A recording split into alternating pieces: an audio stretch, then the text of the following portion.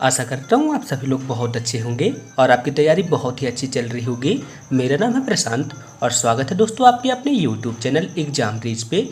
दोस्तों इस वीडियो पर मैं डिस्कस करने वाला हूँ एनएफसी यानी कि न्यूक्लियर फ्यूल कॉम्प्लेक्स पे जो केमिकल प्लांट ऑपरेटर का एग्जाम होता है ना, उसके एडवांस टेस्ट यानी कि स्टेज 2 के एक्सपेक्टेड मॉडल पेपर को।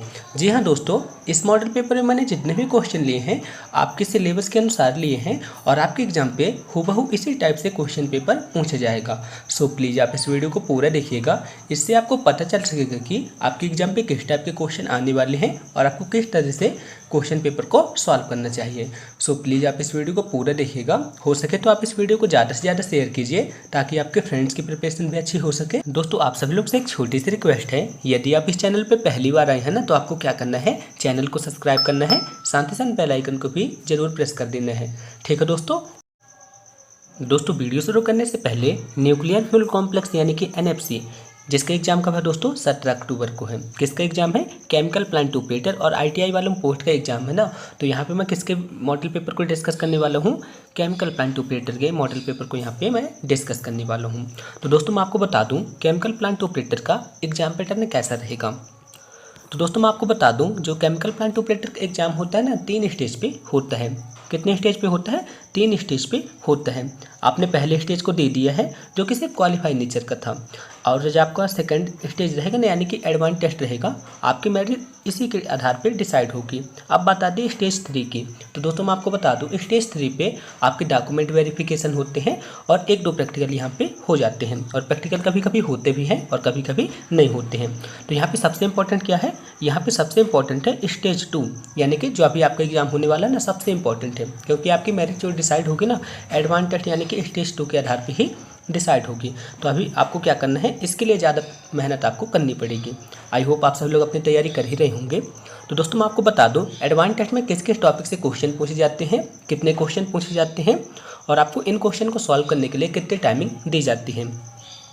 तो दोस्तों आपको जो एडवांस टेस्ट रहता है ना यानी कि स्टेज 2 रहता है, इसमें आपके 50 क्वेश्चन पूछे जाते हैं। कितने क्वेश्चन पूछे जाते हैं, 50 क्वेश्चन पूछे जाते हैं। और ये 50 क्वेश्चन 150 मार्क्स के रहते हैं, यानी कि प्रत्येक क्वेश्चन 3 मार्क्स का रहता है। और इन क्वेश्चन पेपर को सॉल्व करने के लिए आपको 120 मिनट की टाइमिंग दी जाती है। होपफुली आप सभी लोग मेरी सारी बातों को समझ गए होंगे। यहाँ पे 50 क्वेश्चन आते हैं और ठीक है ना, और ये 50 क्वेश्चन 150 मार्क्स के रहते हैं और इन क्वेश्चन को सॉल्व करने के लिए आपको 120 मिनट की टाइमिंग दी जाती है। तो इतने तो आप सब लोग समझ ही गए होंगे। अब दोस्तों बात आती है यहाँ पे किस किस टॉपिक से क्वेश्चन पूछे जाते हैं। तो दोस्तों मैं आपको बता दूं यहाँ पे फिजिक्स के 20 क्वेश्चन पूछे जाते हैं, मैथ के 20 क्वेश्चन पूछे जाते हैं और केमिस्ट्री के 10 क्वेश्चन पूछे जाते हैं। यानी कि फिजिक्स के 20 क्वेश्चन यहाँ पे पूछेंगे, मैथ के 20 क्वेश्चन पूछेंगे और 10 क्वेश्चन केमिस्ट्री के पूछे जाते हैं। और मैं आपको बता दूं यहाँ पे नेगेटिव मार्किंग भी होती है। यदि आप किसी क्वेश्चन को सही करते हैं तो वहाँ पे आपको 3 मार्क्स दिए जाते हैं, और यदि आप किसी क्वेश्चन को गलत करते हैं ना तो वहाँ पे 1 मार्क्स काट लिए जाते हैं, यानी कि यहाँ पे नेगेटिव मार्किंग भी होती है। होपफुली आप सभी लोग इसके एग्जाम पैटर्न को समझ गए होंगे। तो चलिए दोस्तों अपन डिस्कस करते हैं केमिकल प्लांट ऑपरेटर के एक्सपेक्टेड मॉडल पेपर को। ठीक है दोस्तों, तो आप इस वीडियो को पूरा देखिएगा। दोस्तों यहाँ पे पहला क्वेश्चन है, इस क्वेश्चन पे क्या बोला है, क्लोरीन के ऋणात्मक आयन पे इलेक्ट्रॉनों की संख्या कितनी होती है। आपको बताना है कि क्लोरीन के ऋणात्मक आयन पे इलेक्ट्रॉनों की संख्या कितनी होती है। तो सबसे पहले दोस्तों आप मुझे बताएं कि क्लोरीन का परमाणु क्रमांक कितना होता है। तो क्लोरीन का परमाणु क्रमांक कितना होता है दोस्तों, 17 होता है। यदि यहाँ पे क्लोरीन का आयन बन जाता है यानी कि क्लोरीन के ऊपर चार्ज आ जाता है, जैसे यहाँ पे माइनस चार्ज आ गया, तो इस पर इलेक्ट्रॉनों की संख्या कितनी होगी, यहाँ पे इसकी इलेक्ट्रॉनों की संख्या हो जाएगी 18, यानी कि यहाँ पे ऐड हो जाता है। ठीक है, और जब कभी यहाँ पे पॉजिटिव रहता है ना तो उसमें इलेक्ट्रॉनों की संख्या घट जाती है। तो इतना आपको याद रखना है। तो चलिए फिर नेक्स्ट क्वेश्चन की ओर चलते हैं। इसका करेक्ट आंसर क्या रहेगा दोस्तों, इसका करेक्ट आंसर रहेगा क्लोरीन के ऋणात्मक आयन पे इलेक्ट्रॉनों की संख्या कितनी होगी, 18 होगी। ऑप्शन नंबर बी यहाँ पे करेक्ट आंसर रहेगा। अब नेक्स्ट क्वेश्चन है, परम शून्य ताप कहलाता है। तो परम शून्य ताप क्या कहलाता है, -273 डिग्री सेल्सियस जो है ना परम शून्य ताप कहलाता है। तो ऑप्शन नंबर ए यहाँ पे करेक्ट आंसर रहेगा। अब नेक्स्ट क्वेश्चन है, निम्न में से कौन सा अयस्क मैग्नीशियम का अयस्क नहीं है। तो आप सभी लोग को पता होगा कि मैग्नीशियम के अयस्क कौन कौन से होते हैं, कार्नेलाइट होता है, डोलोमाइट होता है और मैग्नेसाइट होता है। लेकिन जिप्सम जो है ना तो मैग्नीशियम का अयस्क नहीं होता है। तो ऑप्शन नंबर डी यहाँ पे करेक्ट आंसर रहेगा। होपफुली आप सभी लोग समझ गए होंगे। ऑप्शन नंबर डी यहाँ पे करेक्ट आंसर रहेगा, क्योंकि दोस्तों मैग्नीशियम का एस्क जिप्सम नहीं है। अब दोस्तों नेक्स्ट क्वेश्चन है, इस क्वेश्चन पे आपको IUPAC नाम ज्ञात करना है। दोस्तों यहाँ पे एक चेन बनी हुई है, इस पे आपको IUPAC नाम ज्ञात करना है। तो यहाँ पे क्या लिखा है, यहाँ पे लिखा है Cl, यहाँ पे लिखा है CH3, यहाँ पे लिखा है CH2, यहाँ पे लिखा है CH2, यहाँ पे भी लिखा है CH2 और अंत पे क्या जुड़ा है, ब्रोमीन जुड़ा हुआ है। तो आपको बताना है कि इसका IUPAC नाम क्या होगा। तो दोस्तों जब भी इस टाइप का क्वेश्चन आता है ना, तो आपको एक बात याद रखना पड़ेगा, आपको बताना है कि अल्फ़ाबेट पे पहले C आता है कि B आता है। तो आप सभी लोग को पता होगा कि अल्फ़ाबेट पे पहले B आता है। ऐसे केस में दोस्तों अपन कार्बन को क्रम कहाँ से देते हैं, जो कि अल्फ़ाबेट पे पहले आता है। तो आप यहाँ पे देख सकते हैं, यहाँ पे क्लोरीन लिखा जो कि C से शुरू हो रहा है और यहाँ पे ब्रोमीन लिखा जो कि B से शुरू हो रहा है। तो पहले कौन आएगा, ब्रोमीन आएगा। ऐसे केस पे जो अपन कार्बन की क्रम देंगे ना, यहाँ से शुरू करेंगे। तो यहाँ पे कितना आ जाएगा, एक कार्बन हो गए, ये दूसरा कार्बन हो गया, ये तीसरा कार्बन हो गया, ये चौथा कार्बन हो गया। यानी कि अपने को यहाँ से पता चल गया कि ये जो चेन है ना, ब्यूटेन की चेन है, ठीक है ना। तो ये कौन सी चेन हो गई, यहाँ पे ब्यूटेन की चेन हो गई। लेकिन पहले पे क्या जुड़ा है, पहले पे जुड़ा है 1 ब्रोमो, अपन यहाँ पे क्या लिखेंगे 1 ब्रोमो। चौथे पे क्या जुड़ा है 4 क्लोरो और अंत पे क्या लिख देंगे, ब्यूटेन लिख देंगे, ठीक है ना। तो इतना आप सब लोग समझ गए ना। इसका IUPAC नाम क्या हो जाएगा, 1 ब्रोमो 4 क्लोरो ब्यूटेन। कौन से ऑप्शन पे दिया है, ऑप्शन नंबर 1 इसका करेक्ट आंसर रहेगा। ठीक है दोस्तों, आप सभी लोग समझ गए होंगे। फिर भी आपको किसी भी तरह का डाउट है ना, तो आप मुझसे कमेंट बॉक्स में पूछ सकते हैं। अब नेक्स्ट क्वेश्चन है, प्रदूषण को व्यक्त करने की इकाई है। तो आपको बताना है कि जो प्रदूषण होता है ना, प्रदूषण को किस में व्यक्त करते हैं। तो प्रदूषण को किस में व्यक्त करते हैं, प्रदूषण को व्यक्त करते हैं पार्ट पर मिलियंस में अपन उसे व्यक्त करते हैं। किस में व्यक्त करते हैं, पार्ट पर मिलियंस में अपन उसे व्यक्त करते हैं, ठीक है ना। तो ऑप्शन नंबर ए यहाँ पे करेक्ट आंसर रहेगा। अब नेक्स्ट क्वेश्चन है, वह रेडियोधर्मी तत्व जिसका भारत में विशालतम भंडार पाया जाता है। तो आपको एक ऐसे रेडियोधर्मी तत्व को बताना है जो कि भारतवर्ष में पाया जाता है। तो आपको पता होगा कि भारत में थोरियम पाया जाता है।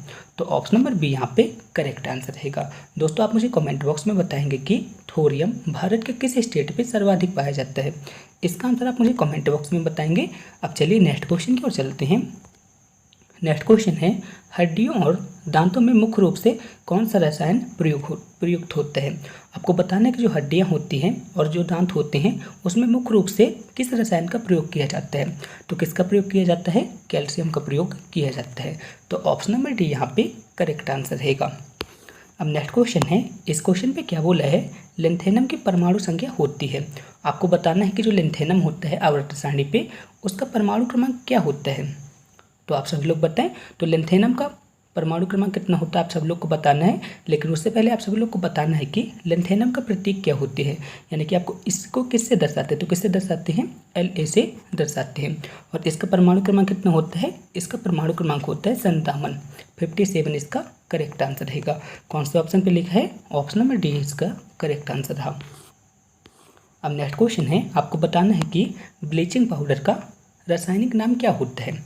आपको बताना है कि ब्लीचिंग पाउडर का रासायनिक नाम क्या होता है। तो सबसे पहले आप सभी लोग मुझे बताएं कि ब्लीचिंग पाउडर का सूत्र क्या होता है। तो आप में से कई लोगों ने इसका आंसर सही दिया होगा। तो ब्लीचिंग पाउडर का सूत्र क्या होता है, CaOCl2 होता है। क्या होता है, CaOCl2 होता है, जिसे अपन क्या कहते हैं, कैल्शियम ऑक्सीक्लोराइड कहते हैं। तो ऑप्शन नंबर ए इसका करेक्ट आंसर रहेगा। यानी कि ब्लीचिंग पाउडर का रासायनिक नाम क्या होता है, कैल्शियम ऑक्सीक्लोराइड होता है। ऑप्शन नंबर ए इसका करेक्ट आंसर रहा। नेक्स्ट क्वेश्चन है, आपको बताना है कि फ्रैंकल डोज का सही उदाहरण है। आप सभी लोग को पता होगा कि फ्रैंकल डोज किस में पाया जाता है, सिल्वर क्लोराइड में पाया जाता है। तो ऑप्शन नंबर बी इसका करेक्ट आंसर रहेगा। दोस्तों यदि आपने 12th की केमिस्ट्री को नहीं पढ़ा है तो आप एक बार उसे पढ़ लीजिएगा। इस टॉपिक से वहाँ पे क्वेश्चन पूछे जाते हैं। तो ऑप्शन नंबर बी यहाँ पे इसका करेक्ट आंसर रहा। ठीक है, अब चलिए दोस्तों नेक्स्ट क्वेश्चन की ओर चलते हैं। दोस्तों फिजिक्स के क्वेश्चन आ चुके हैं, तो चलिए फिजिक्स के क्वेश्चन को भी सॉल्व करते हैं। तो फिजिक्स का पहला क्वेश्चन है क्वेश्चन नंबर 11। इस क्वेश्चन पे क्या बोला है, पदार्थ के संवेग और वेग के अनुपात में से कौन सी भौतिक राशि प्राप्त होती है। तो क्वेश्चन पे क्या बोला है, संवेग यानी कि p और वेग से कौन सी राशि प्राप्त होती है, आपने को यहाँ पे ज्ञात करना है। तो दोस्तों आपको पता होगा कि संवेग यानी कि P बराबर क्या होता है, संवेग बराबर क्या होता है, द्रव्यमान इंटू वेग होता है, ठीक है ना। तो अपन यहाँ पे क्या करते हैं, वेग का यहाँ पे पक्षांतर कर देंगे तो यहाँ पे क्या आ जाएगा, PV बराबर M। तो यहाँ से अपन को क्या प्राप्त हो रहा है, यहाँ से अपने को M यानी कि मॉस यानी कि द्रव्यमान यहाँ पे प्राप्त हो रहा है। तो ऑप्शन नंबर सी इसका यहाँ पे करेक्ट आंसर रहेगा। होपफुली आप सब लोग समझ गए होंगे। यदि आपको डाउट है ना तो आप उसे कमेंट बॉक्स में पूछ सकते हैं। अब नेक्स्ट क्वेश्चन है, एक जेट वायुयान 2 मैक के वेग से हवा में उड़ रहा है। जब ध्वनि का वेग 332 मीटर प्रति सेकंड है तो वायुयान की चाल कितनी है, आपको यहाँ पे ज्ञात करनी है। तो यहाँ पे क्या बोला है, वायुयान की चाल। तो अपन यहाँ पे क्या लिखेंगे, वायुयान की चाल बराबर क्या, यहाँ पे क्या होगी 2 इंटू हवा का वेग, ध्वनि का वेग कितना है, यहाँ पे ध्वनि का वेग यहाँ पे है 332 मीटर प्रति सेकंड। तो यहाँ पे कितना हो जाएगा 664 मीटर प्रति सेकंड इसका चाल रहेगी, ठीक है ना। तो ऑप्शन नंबर ए यहाँ पे इसका करेक्ट आंसर रहेगा। तो आपको क्या करना है, जो यहाँ पे मैक संख्या दी है 2 और यहाँ पे जो ध्वनि की गति है इसका आपस में मल्टीप्लाई हो जाएगा और इसका आंसर आ जाएगा। तो ऑप्शन नंबर ए यहाँ पे करेक्ट आंसर रहा। दोस्तों अब नेक्स्ट क्वेश्चन है, इस क्वेश्चन पे क्या बोला है, मनुष्यों के लिए मानक ध्वनि स्तर कितना होता है। तो कितना होता है, 60 डेसिबल होता है। तो ऑप्शन नंबर बी यहाँ पे करेक्ट आंसर रहेगा। अब नेक्स्ट क्वेश्चन है, क्रायोजेनिक इंजन का प्रयोग होता है। तो क्रायोजेनिक इंजन का प्रयोग कहाँ पे होता है, रॉकेट प्रौद्योगिकी पे होता है। अब नेक्स्ट क्वेश्चन है, अच्छे उत्सर्जक अच्छे अवशोषक होते हैं, ये किसका नियम है। तो मैं आपको बता दूं, अच्छे उत्सर्जक अच्छे अवशोषक होते हैं, ये किरचॉफ का नियम है। तो ऑप्शन नंबर ए यहाँ पे करेक्ट आंसर रहेगा। अब नेक्स्ट क्वेश्चन है, रडार की कार्यप्रणाली किस सिद्धांत पर आधारित होती है। तो मैं आपको बता दूं, रडार की जो कार्यप्रणाली होती है ना, किस पर आधारित होती है, रेडियो तरंगों के परावर्तन पर आधारित होती है। तो ऑप्शन नंबर बी यहाँ पे करेक्ट आंसर रहेगा। दोस्तों नेक्स्ट क्वेश्चन है, इस क्वेश्चन पे क्या बोला है, रिएक्टर पे एक मंडक का कार्य क्या होता है। आपको बताना है कि जो न्यूक्लियर रिएक्टर होते हैं उस पे मंडक का कार्य क्या होता है। तो मंडक का कार्य क्या होता है, न्यूट्रॉन को मंडित करना। तो ऑप्शन नंबर सी यहाँ पे करेक्ट आंसर रहेगा। ऑप्शन नंबर सी यहाँ पे करेक्ट आंसर रहेगा, ठीक है ना। मंडक का कार्य क्या होता है, न्यूट्रॉन को मंडित करना यानी कि धीमा करना। ऑप्शन नंबर सी यहाँ पे करेक्ट आंसर रहेगा। अब नेक्स्ट क्वेश्चन है, कुचालक माध्यम पे विभव में क्या परिवर्तन होता है। आपको बताना है कि कुचालक माध्यम पे विभव पे क्या परिवर्तन होता है। तो क्या परिवर्तन होता है, विभव घट जाता है। कुचालक माध्यम होने से विभव घट जाता है। ऑप्शन नंबर बी यहाँ पे करेक्ट आंसर रहेगा।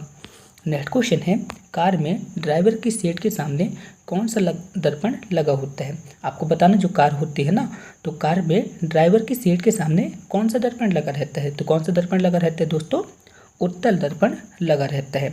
तो ऑप्शन नंबर ए इसका करेक्ट आंसर रहेगा। इंपॉर्टेंट क्वेश्चन है और आपके एग्जाम पे पूछा जा सकता है। तो एक बार इस क्वेश्चन को फिर से रिपीट करते हैं। तो क्वेश्चन पे क्या बोला है, कार में ड्राइवर की सीट के सामने कौन सा दर्पण लगा होता है। तो कौन सा दर्पण लगा होता है, उत्तल दर्पण लगा होता है। ऑप्शन नंबर ए यहाँ पे करेक्ट आंसर रहेगा। नेक्स्ट क्वेश्चन है, पीएन संधि डायोड पे अपक्षय परत की मोटाई कितनी होती है। आपको बताना है कि जो पीएन संधि डायोड होता है ना, पीएन संधि डायोड होता है, उस पे अपक्षय परत की मोटाई कितनी होती है। तो कितनी होती है, 10⁻⁻6 मीटर होती है। इंपॉर्टेंट क्वेश्चन है और बारहवीं के एग्जाम पे पूछा गया क्वेश्चन है। तो ऑप्शन नंबर ए यहाँ पे करेक्ट आंसर रहेगा। नेक्स्ट क्वेश्चन है, एक कार की गति 10 सेकेंड पे 20 मीटर प्रति घंटे से कितनी हो जाती है, 50 किलोमीटर प्रति घंटे हो जाती है। इसका त्वरण क्या होगा, आपको यहाँ पे ज्ञात करना है। तो आप सभी लोग मुझे बताएं कि गति का पहला समीकरण क्या होता है। तो गति का पहला समीकरण होता है v बराबर u धन at होता है। तो यहाँ पे प्रारंभिक वेग कितना है, यहाँ पे प्रारंभिक वेग यानी कि u बराबर कितना है, 20 है। और अंतिम वेग कितना है, अंतिम वेग यहाँ पे है 50, यानी कि 20 से बढ़कर कितना हो जाता है, 50 हो जाता है। और यहाँ पे t कितना बताया गया है, यहाँ पे t बताया गया है 10 सेकेंड, ठीक है ना। इतना बताएगा ना, इन सब की वैल्यू यहाँ पे पुट कर देते हैं, आपका आंसर आ जाएगा। तो यहाँ पे अपन क्या लिखेंगे, यहाँ पे लिखेंगे 50, यहाँ पे लिखेंगे 20, यहाँ पे अपन क्या लिखेंगे, ए लिखेंगे और टी की जगह अपन क्या लिख देंगे, 10 लिख देंगे। इतना आगे ना। अब आपको क्या करना है, आपको यहाँ पे पक्षांतर करेंगे। तो जब पक्षांतर करेंगे तो 50 में से 20 चला जाएगा, तो यहाँ पे कितना आ जाएगा, 30, और यहाँ पे क्या बचेगा, 10a बचेगा। तो a की वैल्यू यहाँ से कितनी आ जाएगी, तो यहाँ से a की वैल्यू आ जाएगी 30/10। 10, यानी कि ए की वैल्यू यहाँ पे आ जाएगी 3 मीटर प्रति सेकेंड स्क्वायर। ठीक है ना, कौन से ऑप्शन पे दिया है? ऑप्शन नंबर बी यहाँ पे करेक्ट आंसर रहेगा। होपफुली आप सब लोग समझ गए होंगे। अब चलिए नेक्स्ट क्वेश्चन की ओर चलते हैं।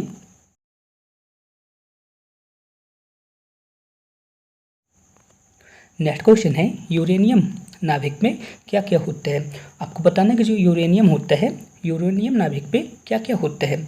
तो दोस्तों मैं आपको बता दूं, इस पे प्रोटॉनों व न्यूट्रॉनों की संख्या कितनी होती है? 235 होती है। ठीक है ना, तो क्वेश्चन पे क्या बोला है? यूरेनियम 235 पे क्या क्या होता है। तो यूरेनियम 235 पे प्रोटॉनों और न्यूट्रॉनों की संख्या कितनी होती है? 235 होती है। तो ऑप्शन नंबर डी यहाँ पे करेक्ट आंसर रहेगा। दोस्तों यहाँ पे फोर्स लिखा हुआ है, इसे आप काट लीजिएगा। ठीक है ना, इस पे न्यूट्रॉनों और प्रोटॉनों की संख्या कितनी होती है? 235 से होती है। तो ऑप्शन नंबर डी यहाँ पे करेक्ट आंसर रहेगा। दोस्तों हम नेक्स्ट क्वेश्चन है जो कि बहुत ज़्यादा इंपॉर्टेंट क्वेश्चन है। इस क्वेश्चन पे क्या बोला है? परमाणु में नाभिक में परिवर्तन होने के फलस्वरूप कौन सी किरणें निकलती हैं। तो कौन सी किरणें निकलती हैं दोस्तों? यहाँ पे गामा किरणें निकलती हैं। कौन सी किरणें निकलती हैं? गामा रेज यहाँ से निकलती हैं। तो ऑप्शन नंबर डी यहाँ पे करेक्ट आंसर रहेगा। एक बार मैं आपको फिर से बता देता हूँ, जब परमाणु के नाभिक में परिवर्तन होता है ना, तब वहाँ से गामा किरणें निकलती हैं। मोस्ट इंपॉर्टेंट क्वेश्चन है और आपके एग्जाम पे पूछा जा सकता है। अब नेक्स्ट क्वेश्चन है विद्युत उत्पन्न करने के लिए कौन सी धातु का प्रयोग किया जाता है। तो विद्युत को उत्पन्न करने के लिए किस धातु का प्रयोग किया जाता है? यूरेनियम धातु का प्रयोग किया जाता है। आपने देखा होगा जो परमाणु रिएक्टर होते हैं ना, बिजली ही बनाते हैं, तो उसमें किसका उपयोग किया जाता है? यूरेनियम का यूज ही किया जाता है। अब नेक्स्ट क्वेश्चन है कृत्रिम उपग्रह पे विद्युत ऊर्जा का स्रोत क्या होता है। जो कृत्रिम उपग्रह होते हैं, ठीक है ना, उस कृत्रिम उपग्रह पे विद्युत ऊर्जा का स्रोत क्या होता है? तो क्या होता है? सौर सेल होता है। तो ऑप्शन नंबर ए इसका यहाँ पे करेक्ट आंसर रहेगा। नेक्स्ट क्वेश्चन है स्पष्ट प्रतिध्वनि सुनने के लिए परावर्तक तल और ध्वनि स्रोत के बीच न्यूनतम दूरी कितनी होनी चाहिए। तो क्वेश्चन पे क्या बोला है? स्पष्ट प्रतिध्वनि सुनने के लिए परावर्तक तल व ध्वनि स्रोत के बीच कितनी न्यूनतम दूरी होनी चाहिए। तो कितनी होनी चाहिए? 17 मीटर होनी चाहिए। ठीक है, इसे आप नोट कर लीजिएगा, इंपॉर्टेंट क्वेश्चन है। ऑप्शन नंबर सी यहाँ पे करेक्ट आंसर रहेगा। दोस्तों हम नेक्स्ट क्वेश्चन है, इस क्वेश्चन में क्या बोला है? मैक अंकों का प्रयोग किसके वेग के संबंध पे किया जाता है। तो मैंने आपको पहले ही बता दिया था, ध्वनि के वेग के संबंध पे मैक अंकों का प्रयोग किया जाता है। ठीक है ना, मैक अंकों का प्रयोग कहाँ पे किया जाता है? ध्वनि के संदर्भ पे किया जाता है, यानी कि ध्वनि के वेग को प्रकट करने के लिए मैक अंकों का प्रयोग किया जाता है। तो ऑप्शन नंबर ए यहाँ पे करेक्ट आंसर रहा। नेक्स्ट क्वेश्चन है साबुन को जल पे घोलने पर उसके पृष्ठ तनाव पर क्या प्रभाव पड़ता है। यदि अपन साबुन को जल पे घोल लेते हैं तो उसके पृष्ठ तनाव पर क्या प्रभाव पड़ता है? तो उसका पृष्ठ तनाव घट जाता है। तो ऑप्शन नंबर बी यहाँ पे करेक्ट आंसर रहेगा। ठीक है ना, अब चलिए नेक्स्ट क्वेश्चन की ओर चलते हैं। नेक्स्ट क्वेश्चन है 1 डेकालीटर कितना होता है। आपको बताना है कि 1 डेकालीटर में कितना होता है। तो कितना होता है? 10 लीटर होता है। ठीक है ना, इतना आपको याद रखना है। 1 डेकालीटर पे कितना लीटर होता है? तो कितना लीटर होता है? 10 लीटर होता है। ऑप्शन नंबर ए यहाँ पे करेक्ट आंसर रहेगा। दोस्तों हम नेक्स्ट क्वेश्चन है, इस क्वेश्चन पे क्या बोला है? दो बिंदुओं के बीच विभवांतर कितना है। दो बिंदुओं के बीच विभवांतर यहाँ पे कितना बताया गया है? 0.1 वोल्ट यहाँ पे बताया गया है, जैसे अपन क्या लिख सकते हैं? 1/10 यहाँ पे इसे लिख सकते हैं। और इसके बाद क्या बताया गया है? 1 × 10⁻⁴ कूलाम आवेश को एक बिंदु से दूसरे बिंदु तक ले जाने के लिए कितना कार्य करना पड़ेगा अपने को यहाँ पे ज्ञात करना है। यानी कि यहाँ पे आवेश कितना बताया गया है? यहाँ पे आवेश यानी कि क्यू कितना बताया गया है? 1 × 10⁻⁴ यहाँ पे बताया गया है। तो आपको यहाँ पे क्या करना है? आपको यहाँ पे कार्य को निकालना है। तो कार्य बराबर क्या होता है? यहाँ पे कार्य बराबर होता है Q × V होता है। क्या होता है? Q × V होता है। तो आपको क्या करना है दोस्तों? आपको यहाँ पे Q और V की वैल्यू को पुट कर देना है। तो यहाँ पे अपन लिखेंगे W बराबर, यहाँ पे Q की वैल्यू कितनी आई थी? 1 × 10⁻⁴ और यहाँ पे V की वैल्यू कितनी आई थी? 1/10। यहाँ पे 0.1 लिखा है, इसलिए मैं यहाँ पे चेंज कर देता हूँ। यहाँ पे कितना आ जाएगा? 1/10 आ जाएगा। और अपन इसे क्या लिख सकते हैं? इसको अपन लिख सकते हैं 1 × 10⁻⁴ और जब ये ऊपर जाएगा तो यहाँ पे क्या हो जाएगा? 10⁻⁻1। तो दोस्तों यहाँ पे कितना आ जाएगा? 1 × 10⁻⁵। ठीक है ना, ये इतना यहाँ पे कार्य कहला जाएगा। तो कौन से ऑप्शन पे दिया है? ऑप्शन नंबर बी इसका यहाँ पे करेक्ट आंसर रहेगा। यानी कि एक बिंदु से दूसरे बिंदु तक जाने के लिए उसको कितना कार्य करना पड़ेगा, 10⁻⁻5 जूल कार्य करना पड़ेगा। ऑप्शन नंबर बी यहाँ पे करेक्ट आंसर रहेगा। होपफुली आप सभी लोग समझ गए होंगे। फिर भी आपको किसी भी तरह का डाउट है ना तो आप मुझसे कमेंट बॉक्स में पूछ सकते हैं। दोस्तों अब नेक्स्ट क्वेश्चन है। इस क्वेश्चन पे क्या बोला है, किसी धातु का परिवर्तनांक कितना होता है। तो मैं आपको बता दूं किसी धातु का परिवर्तनांक होता है अनंत। ठीक है ना। तो ऑप्शन नंबर बी यहाँ पे करेक्ट आंसर रहेगा। नेक्स्ट क्वेश्चन है, निम्नलिखित में से किस तापमान पैमाने पर ऋणात्मक संख्या नहीं होती है। तो आपको बताना है एक ऐसा तापमान पैमाना जिस पर ऋणात्मक संख्या नहीं होती है। तो दोस्तों मैं आपको बता दूं जो केल्विन पैमाना होता है ना उसमें ऋणात्मक संख्या नहीं होती है। यानी कि केल्विन पैमाने पर ऋणात्मक संख्या नहीं होती है। ऑप्शन नंबर ए यहाँ पे करेक्ट आंसर रहेगा।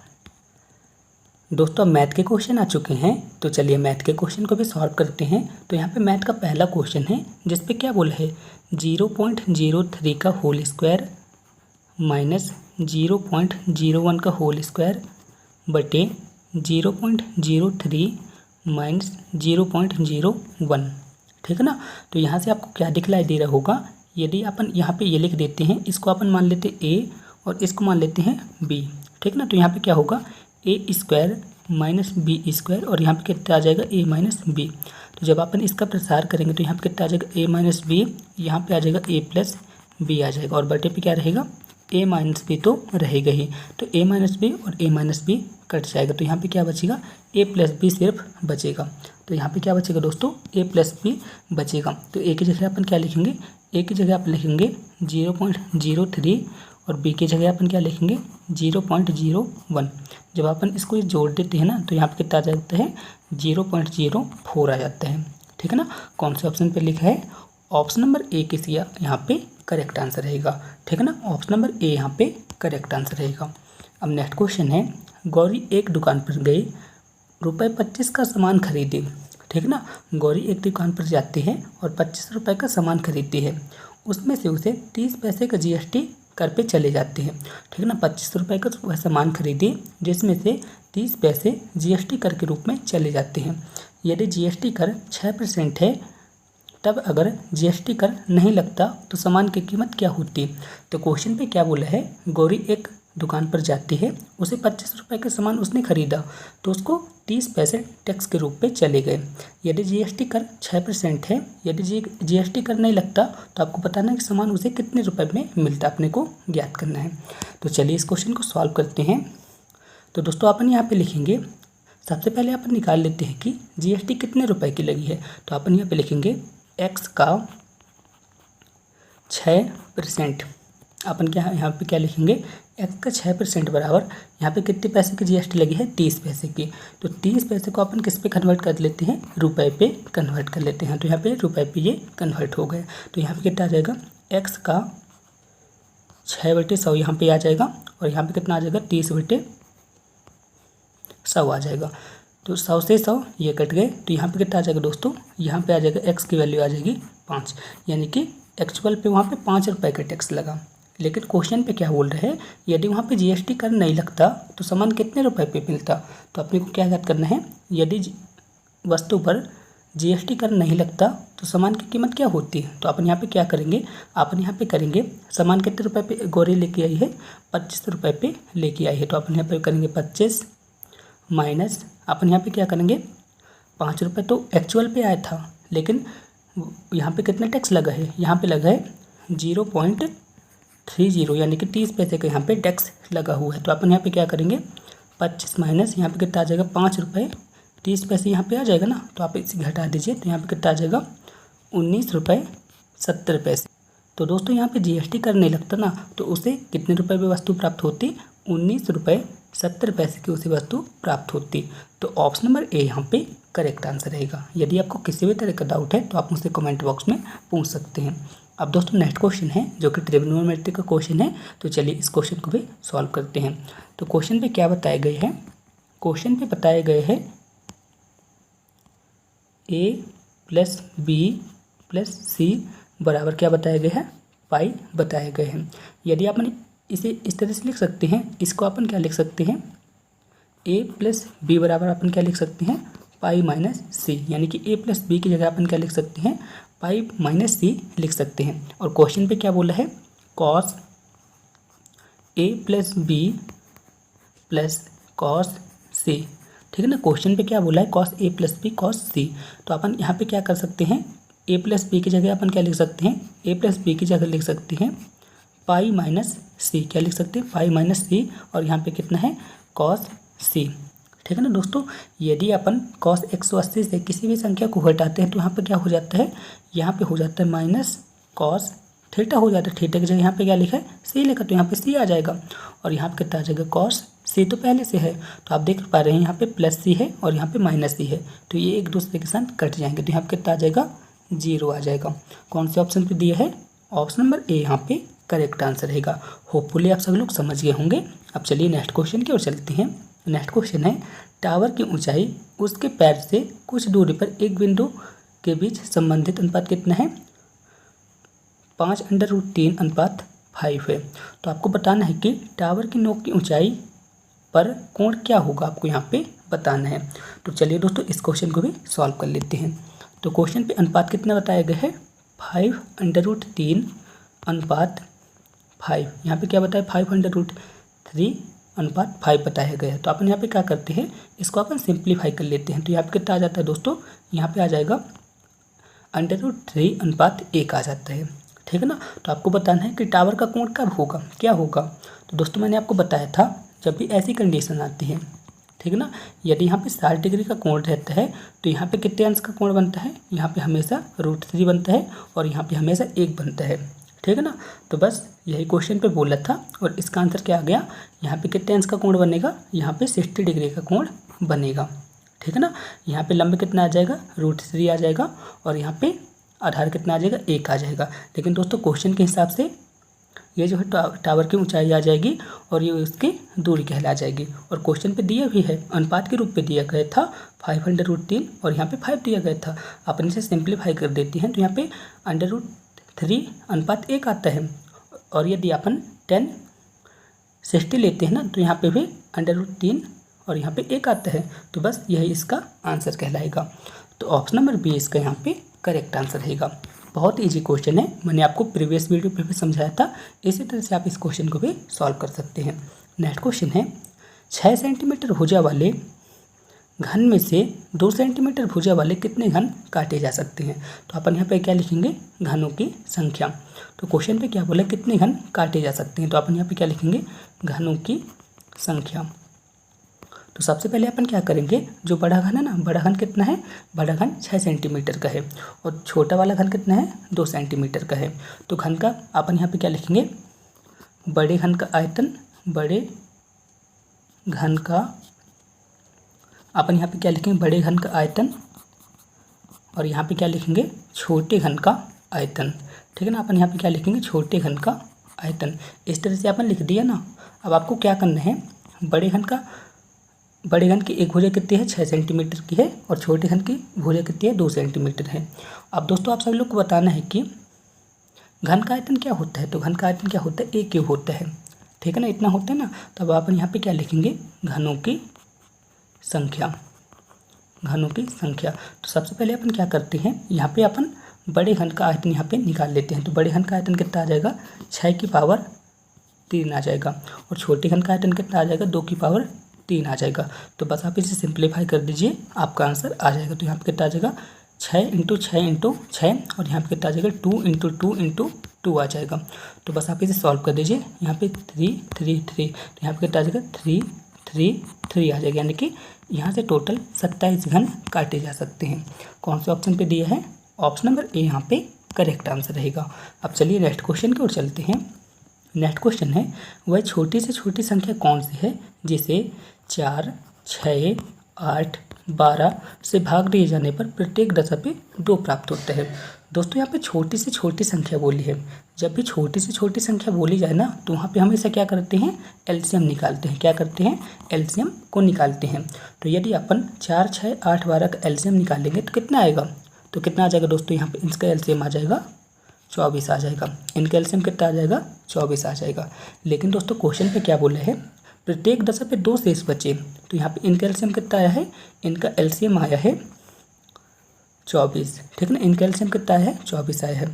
लेकिन क्वेश्चन पे क्या बोल रहा है, आपको ऐसी संख्या ज्ञात करनी है जो कि 4, 6, 8, 12 से भाग देने पर प्रत्येक दशा पे 2 बचे। ऐसी कंडीशन पे अपन दोस्तों क्या करते हैं, ये जो शेष है ना यहाँ पे 2, इसको अपन जोड़ देते हैं, तो यहाँ पे संख्या क्या आ जाएगी, 26 आ जाएगी। तो दोस्तों इसका करेक्ट आंसर क्या होगा, इसका करेक्ट आंसर रहेगा 26। दोस्तों आप इसे चेक भी कर सकते हैं, यदि आप 26 को 4 से भाग देंगे, ठीक है ना, 26 में यदि आप 4 का भाग देंगे तो यहाँ पे कितना प्राप्त होगा, 2 प्राप्त होगा। यदि आप 26 पे 6 का भाग देंगे तो 2 प्राप्त होगा। यदि आप 26 पे 8 का भाग देंगे तो 2 प्राप्त होगा। इस तरह से 26 इसका करेक्ट आंसर रहेगा। आपको कैसे सॉल्व करना पड़ेगा, सबसे पहले आपको एलसीएम लेना है। एलसीएम इसका कितना आ जाएगा, 24 आ जाएगा, और शेषफल कितना बचता है, 2 बचता है। तो आपको क्या करना है, इसको ऐड कर देना है। यहाँ पे कितना आ जाएगा, 26। तो 26 इसका करेक्ट आंसर रहेगा। नेक्स्ट क्वेश्चन है, आपको बताना है कि बहुत ही अच्छा क्वेश्चन है दोस्तों, इस पे आपको मापांक बताना है। आपको क्या बताना है, मापांक बताना है। तो अपन यहाँ पे क्या लिखेंगे, 9 + 3i⁷ तो इसको अपन क्या लिख सकते हैं दोस्तों, सिंप्लीफाई क्या कर सकते हैं, 9 + 3i को अपन क्या किस तरह से व्यवस्थित कर सकते हैं, इसको अपन लिख सकते हैं i² 3 × i, इस तरह से लिख सकते हैं ना। i² का वैल्यू कितनी होती है, i² की वैल्यू होती है -1। मैंने आपको कई बार बताया है। तो अपन यहाँ पे क्या लिखेंगे, -1 का क्यूब, और यहाँ पे कितना रहेगा, यहाँ पे i तो रहेगा ही, यहाँ पे 3 रहेगा, और यहाँ पे कितना रहेगा, 9 रहेगा, ठीक है ना। इतना आप सभी लोग को समझ आ गया। तो दोस्तों जब यदि अपन -1 का क्यूब करते हैं तो कितना आता है, -1 ही आएगा, ठीक है ना। यदि अपन -1 का क्यूब करेंगे तो -1 आएगा। तो दोस्तों यहाँ पे क्या आ जाएगा, यहाँ पे आ जाएगा 9 - 3i। अब क्वेश्चन पे क्या बोला, इसका मापांक निकालना है। तो जब भी मापांक निकालेंगे तो इस तरह का सिंबल आ जाएगा, और जब अपन इसका मापांक निकालेंगे ना तो क्या होगा, इसका और इसका वर्ग हो जाएगा। तो यहाँ पे कितना आ जाएगा, 9 का वर्ग, और यहाँ पे कितना आ जाएगा प्लस, यहाँ पे कितना आ जाएगा -3 का वर्ग। इस तरह से आ जाएगा ना दोस्तों।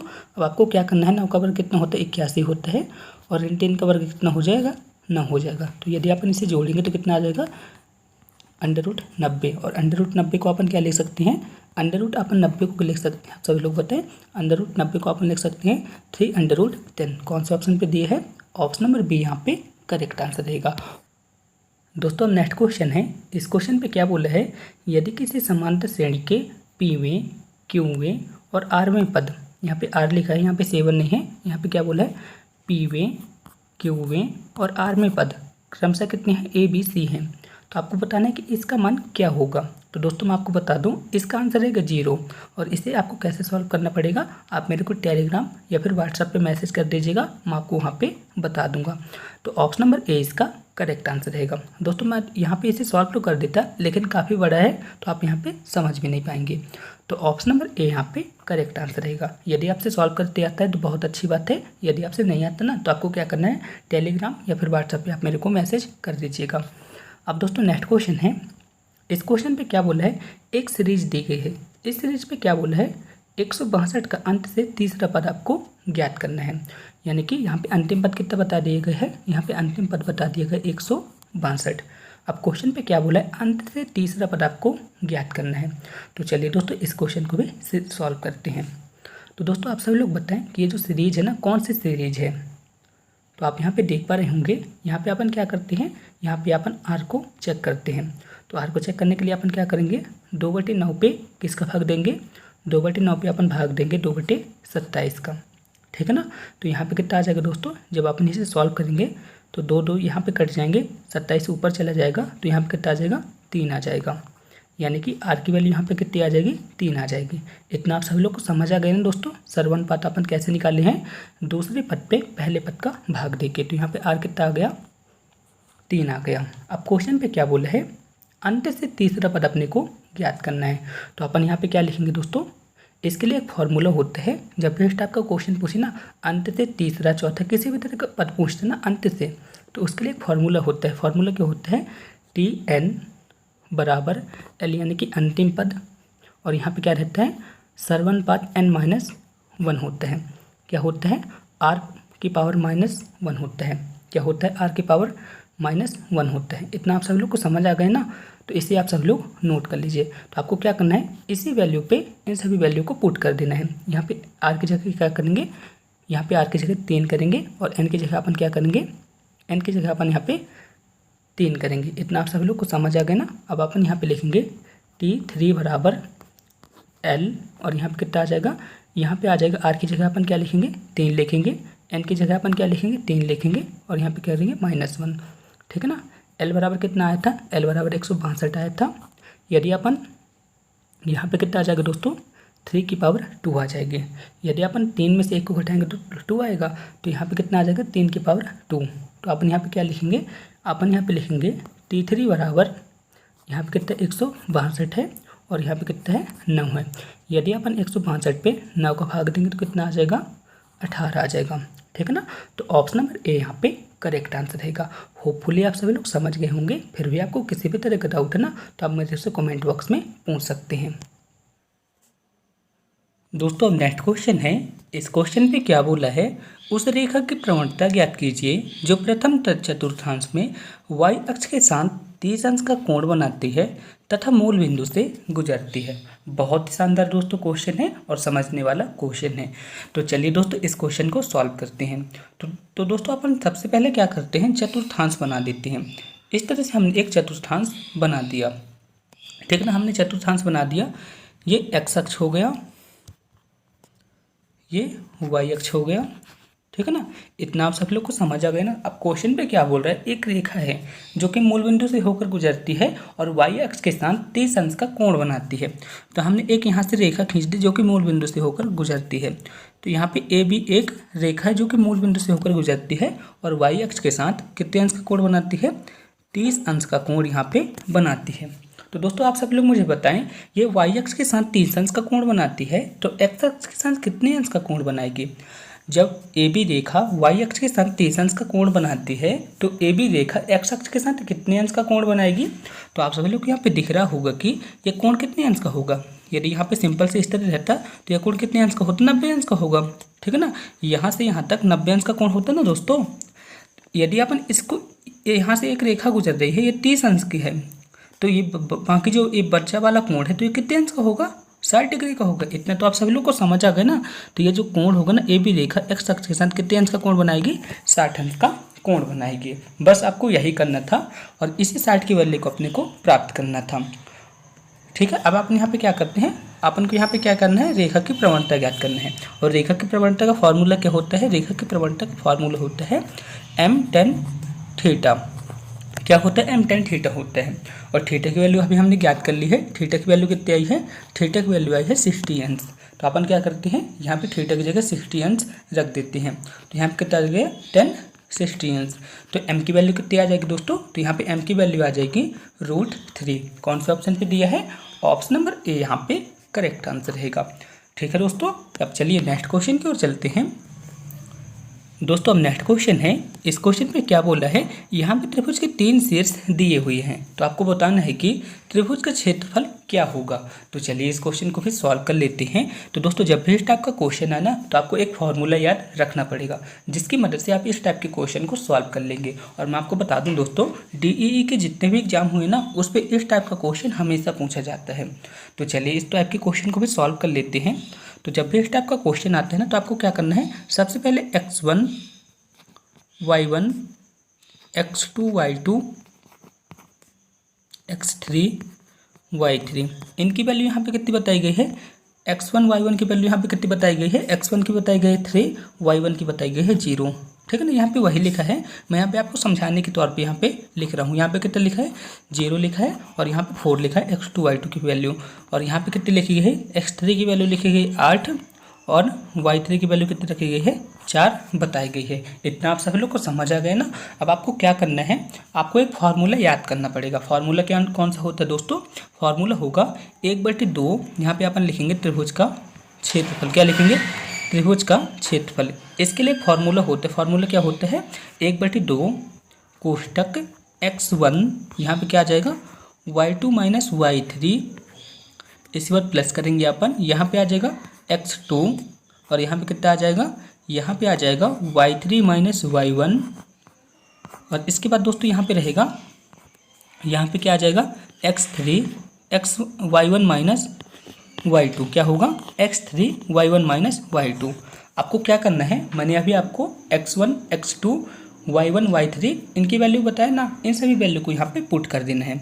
जैसे ही आप यहाँ पे पुट करेंगे ना तो आपका आंसर क्या आ जाएगा, आपका आंसर आ जाएगा ऑप्शन नंबर ए, यानी कि त्रिभुज का क्षेत्रफल कितना आ जाएगा, 6 इकाई आ जाएगा। आप इसे सॉल्व कर लेंगे, बहुत ईजी तरीके से आप इसे सॉल्व कर लेंगे। फिर भी आपको किसी भी तरह की प्रॉब्लम आती है तो आप मुझसे कमेंट बॉक्स में पूछ सकते हैं। अब चलिए नेक्स्ट क्वेश्चन की ओर चलते हैं। दोस्तों अब नेक्स्ट क्वेश्चन है, इस क्वेश्चन पे क्या बोला है, यदि कोई रेखा अल्फा बीटा गामा कोण बनाती है तो 1 + cos 2 alpha cos 2 beta cos 2 gamma का वैल्यू क्या होगी। तो चलिए दोस्तों इस टाइप के क्वेश्चन को सॉल्व करते हैं। तो दोस्तों जब भी इस टाइप का क्वेश्चन आता है ना तो आपको एक बात याद रखना है, यदि क्वेश्चन पे पूछ लेता कि cos अल्फा यहाँ पे मैंने cos बीटा पहले लिख दिया, कोई बात नहीं, cos alpha + cos beta + cos gamma, तो इसकी वैल्यू कितनी होती है, हमेशा 1 होती है। ठीक है ना, ये एक तरह का सूत्र होता है, इसकी वैल्यू हमेशा कितनी होती है, 1 होती है।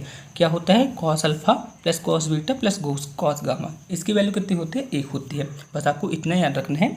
और दोस्तों आपको एक बात और याद रखना है, आपको बताना है कि cos 2 थीटा की वैल्यू कितनी होती है, cos 2 थीटा की वैल्यू होती है 2 cos स्क्वायर थीटा -1, क्या होती है, cos 2 स्क्वायर थीटा -1 होती है। बस आपको इसी फॉर्मूले का यूज यहाँ पे करना है और आपका आंसर यहाँ पे आ जाएगा। तो चलिए दोस्तों इस क्वेश्चन को सॉल्व करते हैं। तो यहाँ पे क्या लिखा है, यहाँ पे लिखा है 1 + cos 2 अल्फा, यहाँ पे क्या है cos 2 बीटा, और यहाँ पे क्या है cos 2 गामा, इतना है ना। अब आपको क्या करना है, मैंने आपको जो फार्मूला बताया था cos 2 थीटा वाला, उसी फार्मूले का यहाँ पे यूज कर देना है। तो यहाँ पे एक तो इसी तरह आ जाएगा, 1 प्लस यहाँ पे कितना आ जाएगा 2 cos स्क्वायर अल्फा -1। ठीक है ना, मैंने इस सूत्र का प्रसार कर दिया। अब आपको क्या करना है, यहाँ पे प्लस लिख देना है और यहाँ पे कितना आ जाएगा 2 cos स्क्वायर बीटा -1, और यहाँ पे कितना आ जाएगा प्लस, यहाँ पे मैंने फिर से लिख दिया, यहाँ पे आ जाएगा 2 cos स्क्वायर गामा -1। इतना आप सभी लोग समझ गए ना। अब आप यहाँ पे देख पा रहे होंगे, यहाँ पे जो 1 लिखा है ना, इस 1 से ये वाला 1 कट जाएगा, तो यहाँ पे क्या बचेगा, अब यहाँ पे बचेगा 2 cos स्क्वायर अल्फा, यहाँ पे ये बचा ना 2 cos square alpha + 2 cos square beta -1, और यहाँ पे क्या बचा 2 cos स्क्वायर गामा -1, ये बचा है। अब आपको क्या करना है, यहाँ से -1 और ये -1, ये दोनों आपस में जुड़ जाएंगे, तो यहाँ पे कितना आ जाएगा -2। ठीक है, अब यहाँ पे देख पा रहे होंगे, यहाँ पे क्या लिखा है 2 cos square alpha 2 cos square beta और 2 cos स्क्वायर गामा लिखा है। यदि अपन से इनसे क्या करते हैं, 2 को कॉमन ले लेते हैं, तो यहाँ पे कितना आ जाता है cos square alpha cos square beta, और यहाँ पे कितना आ जाएगा, यहाँ पे आ जाएगा cos स्क्वायर गामा, इतना आ गया ना। और मैंने आपको बताया था इसकी वैल्यू हमेशा कितनी होती है, 1 होती है। तो यहाँ पे कितना आ जाएगा दोस्तों, अब यहाँ पे आ जाएगा 2 × 1 - 2, तो यहाँ पे कितना आ जाएगा 2 - 2, यानी कि 0, इसका यहाँ पे करेक्ट आंसर रहेगा। कौन से ऑप्शन पे दिया है, ऑप्शन नंबर सी यहाँ पे करेक्ट आंसर रहेगा। होपफुली आप सभी लोग समझ गए होंगे। अब चलिए नेक्स्ट क्वेश्चन की ओर चलते हैं। नेक्स्ट क्वेश्चन है, 31 मैचों पे धोनी का औसत कितना है, 31 रन है। अपने औसत मैच में 2 रनों की वृद्धि करने के लिए उसे अगले मैच में कितने रन बनाने होंगे। तो चलिए दोस्तों इस टाइप के क्वेश्चन को भी सॉल्व कर लेते हैं। तो क्वेश्चन पे क्या बोला है, 2 रन की वृद्धि हेतु अगले मैच में उसे कितने रन बनाने होंगे। ठीक है ना, तो आपको यहाँ पे क्या करना पड़ेगा दोस्तों, मैं यहाँ पे एक ट्रिक की मदद से सॉल्व करूँगा, तो आप इसे ट्रिक की मदद से ही सॉल्व कीजिएगा। तो यहाँ पे क्या बोला है, 2 रन की वृद्धि हेतु अगले मैच में कितने रन बनाना होगा। तो यदि अपन करते हैं कि 2 की रफ्तार से उसे हर 31 मैच पे 2 रन बढ़ाना होगा, तो 31 मैच पे वो कितने रन बनाएगा, 31 × 2 बराबर 62 रन बनाएगा। ठीक है ना, इतना आप सभी लोग को समझ आ गए ना। लेकिन सबसे लास्ट वाले मैच में उसको 31 रन फिर बनाना होगा, तो 31 रन मैंने यहाँ पे फिर बना दिया, तो यहाँ पे कितना आ जाएगा दोस्तों, यहाँ पे आ जाएगा 93 आ जाएगा। लेकिन क्वेश्चन पे क्या बोल रहा है, 2 रन की वृद्धि करना है। जब 2 रन की वृद्धि करना है ना, तो यहाँ पे क्या हो जाएगा, +2 हो जाएगा, तो यहाँ पे कितना आ जाएगा 95 आ जाएगा। ठीक है ना, आप सभी लोग समझ गए होंगे। ऑप्शन नंबर ए यहाँ पे करेक्ट आंसर रहेगा। ठीक है, सबसे पहले आपको क्या करना है, यहाँ पे जो 2 रन है ना, इस 2 रन पे यहाँ पे आपको क्या करना है, इसका मल्टीप्लाई कर देना, तो यहाँ पे कितना आ जाएगा 62 आ जाएगा। इसके बाद आपको करना है कि लास्ट वाले मैच पे भी वह 31 रन बनाएगा। ठीक है ना। तो यहाँ पे कितना आ जाएगा 93 आ जाएगा, लेकिन 2 रन की वृद्धि इस पर करना है, 2 रन की यदि यहाँ पे वृद्धि करेंगे तो कितना आ जाएगा 95 आ जाएगा। तो ऑप्शन नंबर ए यहाँ पे करेक्ट आंसर रहेगा।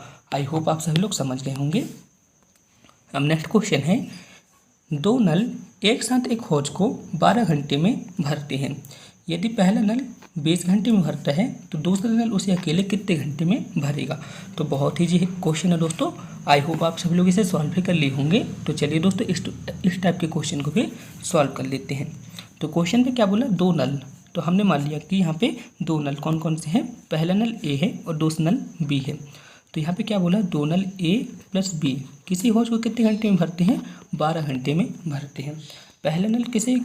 पहला जो नल है किसी हौज को कितने घंटे में भरता है, 20 घंटे में भरता है। तो आपको क्या करना है, आपको पता करना है सबसे पहले कि टोटल हौज पे कितना पानी आता है। तो इसको अपन कैसे ज्ञात करेंगे, 12 और 20 का एलसीएम कितना आ जाएगा आप सब लोग बताएं।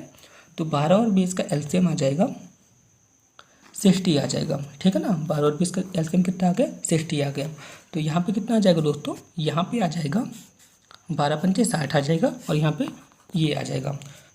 तो यहाँ से अपन को क्या पता चल रहा है, ए प्लस बी 1 घंटे में कितने लीटर पानी भरेंगे, 1 घंटे में 5 लीटर पानी भरेंगे, और बी अकेले एक, ठीक है ना, 1 घंटे में कितना पानी भरेगा, 3 पानी भरेगा। तो यहाँ पे बी की वैल्यू कितनी है, 3 है, यहाँ पे बी की वैल्यू कितनी है, 3 है। तो आपको बताना है यहाँ पे ए की वैल्यू कितनी आ जाएगी। तो आपको पता चल गई होगा यहाँ पे ए की वैल्यू कितनी आएगी, यहाँ पे ए की वैल्यू आ जाएगी 2, ठीक है ना। अब क्वेश्चन बोल रहा है कि ये दोनों एक साथ भरते हैं। तो क्वेश्चन बोल रहा है कि ये जो ए है ना, ये ए जो है तो इस हौज को कितने घंटे में भरेगा। तो टोटल हौज कितने लीटर का है, टोटल हौज है 30 लीटर का, और इसे किसके द्वारा भराना है, ए के द्वारा भराना है। तो आप यहाँ पे क्या करेंगे, 2 के साथ इसे भाग दे देंगे। तो यहाँ पे कितना आ जाएगा, यहाँ पे आ जाएगा 30 घंटों पे भरेगा। तो ऑप्शन नंबर सी यहाँ पे करेक्ट आंसर रहेगा। आपने इस टाइप के क्वेश्चन को कई बार सॉल्व किया होगा, सो आई होप आप सब लोग इसे सॉल्व कर लिए होंगे। अब नेक्स्ट क्वेश्चन है, 110 मीटर लंबी एक रेलगाड़ी, ठीक है ना, 110 मीटर लंबी एक रेलगाड़ी 60 किलोमीटर प्रति घंटे की चाल से चल रही है। 240 मीटर लंबे प्लेटफॉर्म को पार करने के लिए कितना समय लगेगा, आपको यहाँ पे ज्ञात करना है। तो चलिए दोस्तों इस टाइप के क्वेश्चन को भी सॉल्व करते हैं। तो दोस्तों ये आपको क्या करना पड़ेगा, सबसे पहले यहाँ पे प्लेटफॉर्म की लंबाई कितनी है, प्लेटफॉर्म की लंबाई यहाँ पे 240 है और रेलगाड़ी की लंबाई कितनी है, 110 है। तो यदि अपन इसे जोड़ेंगे तो यहाँ पे कितना आ जाएगा, यहाँ पे आ जाएगा 350 आ जाएगा। इतना आ गया ना। अब क्वेश्चन पे क्या बोल रहे हैं, समय ज्ञात करना। तो समय बराबर क्या होता है, समय बराबर होता है दूरी बटे चाल, यही होता ना। समय बराबर क्या होता है, समय बराबर होता है, यहाँ पे अपन लिखेंगे दूरी बटे चाल। तो दूरी यहाँ पे क्या रहेगी, जो ट्रेन और प्लेटफॉर्म की लंबाई है ना, वही यहाँ पे दूरी का काम करेगी। तो यहाँ पे दूरी कितनी आ जाएगी, 350 आ जाएगी, और चाल यहाँ पे कितनी बताई गई है, 60 किलोमीटर प्रति घंटा। लेकिन दोस्तों आप ऑप्शन पे देख सकते हैं, ऑप्शन पे सभी ऑप्शन जो है ना किलोमीटर प्रति घंटे पे ना होके किस पे हैं, सेकंड पे हैं। तो अपन यहाँ पे क्या करेंगे, इसको किस पे कन्वर्ट कर लेंगे, इसको अपन कन्वर्ट कर लेंगे, जो 60 किलोमीटर प्रति घंटे ना, इसको अपन कन्वर्ट कर देंगे मीटर प्रति सेकंड पे। तो इसके लिए अपन को क्या करना पड़ेगा, 5/18 का मल्टीप्लाई करना पड़ेगा, ठीक ना। अपन 60 पे 5/18 का मल्टीप्लाई कर देंगे तो ये मीटर प्रति सेकंड पे परिवर्तित हो जाएगा। तो यहाँ पे कितना आ जाएगा दोस्तों, यहाँ पे आ जाएगा 350 × 18, ये ऊपर चला जाएगा। तो यहाँ पे कितना आ जाएगा, 60 × 5। तो बस आप इसे सॉल्व कर दीजिए, आपका आंसर यहाँ पे आ जाएगा। तो अपन यहाँ पे सॉल्व करते हैं, 1 0 से 1 0 ये कट गया, 6 एकम 6, 6 3 18 आ जाएगा, 5 एकम 5 और 5 7 35। तो यहाँ पे कितना आ रहा है, यहाँ पे 21 सेकंड यहाँ पे करेक्ट आंसर रहेगा। यानी कि समय कितना आ जाएगा, समय आ जाएगा 21 सेकंड, ठीक है ना। आप सभी लोग समझ गए होंगे, ऑप्शन नंबर ए यहाँ पे करेक्ट आंसर रहेगा। अब नेक्स्ट क्वेश्चन है, एक यात्री एक निश्चित दूरी का आधा 6 किलोमीटर प्रति घंटा और शेष आधा भाग 5 किलोमीटर प्रति घंटे की चाल से चलता है। इस तरह से उसे दूरी तय करने में 11 घंटे का समय लगता है, तो दूरी ज्ञात कीजिए। तो चलिए दोस्तों इस टाइप के क्वेश्चन को भी सॉल्व करते हैं। जैसे दोस्तों यहाँ पे एक निश्चित दूरी है, ठीक है ना, ये एक निश्चित दूरी है, ए बी एक निश्चित दूरी है। तो क्वेश्चन पे क्या बोल रहा है, एक यात्री है, इस निश्चित दूरी का आधा कितने किलोमीटर की रफ्तार से पूरा करता है, 6 किलोमीटर प्रति घंटे की रफ्तार से पूरा करता है, और इस निश्चित दूरी का आधा कितना करता है, 5 किलोमीटर प्रति घंटे की रफ्तार से पूरा करते हैं। तो आपको बताना है कि ये पूरी दूरी तय करने में कितना समय लेगा, यानी कि यहाँ से लेके यहाँ तक इस दूरी को तय करने में कितना समय लेगा। तो कितना समय लेगा आप सभी लोग मुझे बताइएगा। तो दोस्तों आप सभी लोग बताएं, यहाँ पे जैसे कि ए से यहाँ तक गया, यहाँ पे मैं सीमा लेता हूँ, ए से सी तक उसने कितनी दूरी तय की, ए से सी तक उसने एक्स दूरी तय की, और सी से बी तक उसने कितनी दूरी तय की, सी से बी तक उसने एक्स दूरी तय की। तो यहाँ पे ए और बी की टोटल लंबाई कितनी आ जाएगी, ए और बी की टोटल लंबाई आ जाएगी 2x। ठीक है ना, इतना आप सभी लोग समझ गए ना, ए और बी की टोटल लंबाई कितनी आ जाएगी, 2x आ जाएगी। ठीक है, लेकिन दोस्तों आप क्वेश्चन पे देखेंगे तो क्वेश्चन पे क्या बोला है, पूरी दूरी को तय करने पे कितना समय लगता है, 11 घंटे का समय लगता है, यानी कि यहाँ पे समय लिखा है।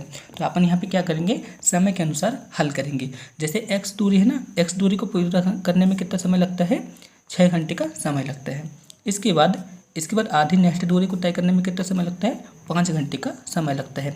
और इस पूरी दूरी को तय करने में कितना समय लगता है, 11 घंटे का समय लगता है। तो आपको क्या करना है, 6 और 5 का एलसीएम लेना है, तो कितना आ जाएगा, यहाँ पे 30 आ जाएगा, यहाँ पे कितना आ जाएगा 5x आ जाएगा, यहाँ पे आ जाएगा 6x आ जाएगा। ठीक है ना, मैंने यहाँ पे सिर्फ एलसीएम लिया है, तो यहाँ पे कितना आ जाएगा 11 आ जाएगा।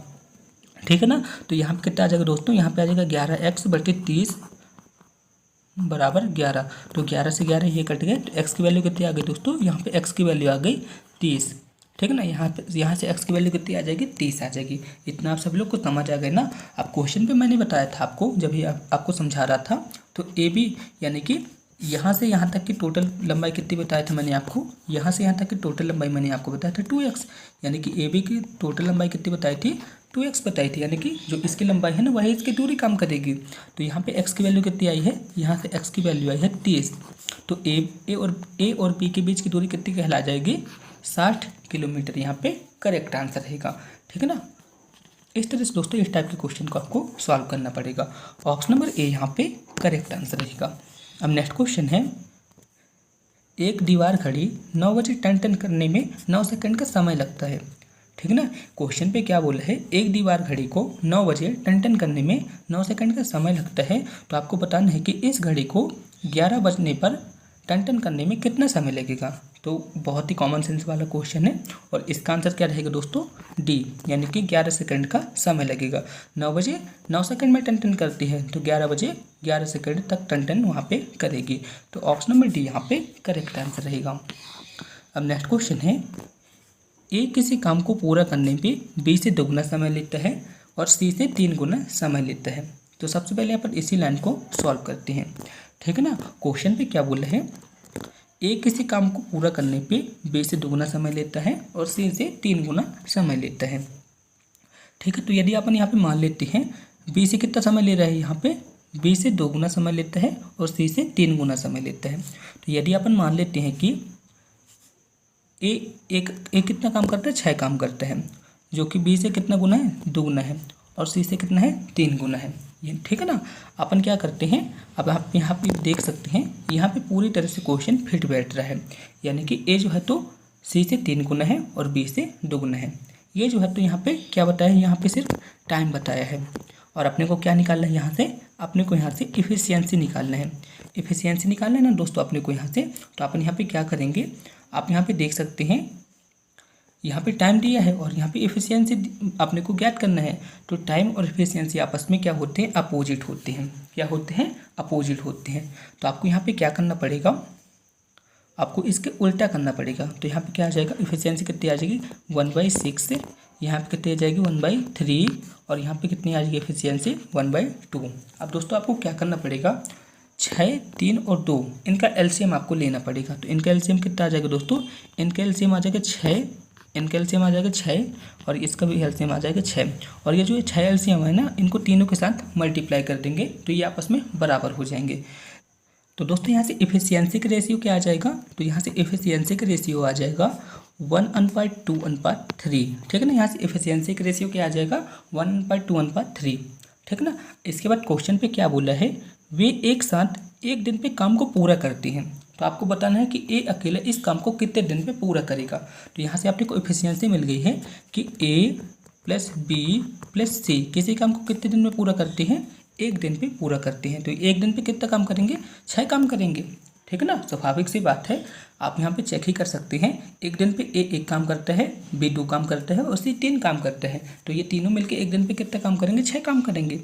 तो आपको बताना है कि ये जो 6 टोटल काम आया है ना, ये जो 6 टोटल काम आया है, इस 6 काम को ए अकेला कितने दिन में पूरा करेगा। ए अकेला कितने दिन में पूरा करेगा, तो ए एक दिन में कितना काम करता है, एक काम करता है। तो इस 6 काम को कितने दिन में पूरा करेगा, 6 दिन पे करेगा। ठीक है ना। तो कौन से ऑप्शन पे 6 दिया है, ऑप्शन नंबर बी यहाँ पे करेक्ट आंसर रहेगा। होपफुली आप सभी लोग समझ गए होंगे। फिर भी आपको किसी भी तरह का डाउट है तो आप मुझसे कमेंट बॉक्स में पूछ सकते हैं।